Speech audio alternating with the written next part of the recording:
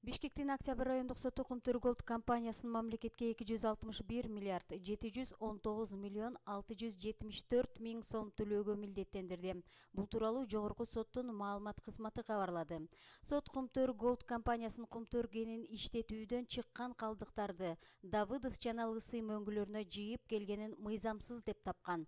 Дээрлик 262 миллиард сомго жеткен негизги суммадан тышкары сот компаниядан 1 миллиард 308 миллион 653 миң 370 сом мамлекеттик алым өндүрүүнү чечкен.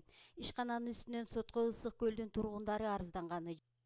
Жергиликтүү жашоочулар Кумтөр Голд компания Кыргызстандын экологиялык мыйзамдарын бузду деп даттанган. Мөңгүлөргө чыгарылган 1 миллиард 200 миллион тонна калдыктан 183 миллион куб муз талкаланганы белгиленди. Доого жыгылган тарап 30 күндүн ичинде Бишкек шаардык сотуна кайрылса болот.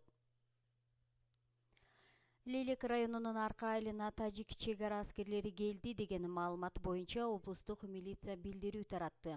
Бүгүн түштөн кийин социалдык тармактарда арка айылына тажик аскерлери кайра келе баштады деген видеолор тараган. Анда чек арага жакын жерде автомат асынган 2 аскер тургунун көрүүгө болот.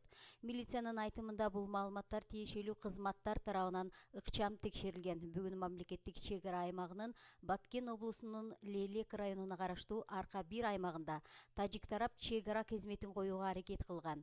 Кыргызстандын чек арачылары тез арада буга чара көрүп, мамлекеттик чек аранын такталбаган аймагында чек ара кезметин алуу талабын койгон. Тажик тарап ошол эле замат бул талапты аткарган деп айтылган билдирүүдө.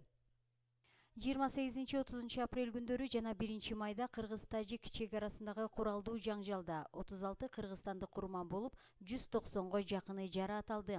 Дүйшөмбү 6 майда чек арада 19 адам каза болуп, 87 киши жараат алганын расмий кабарлады.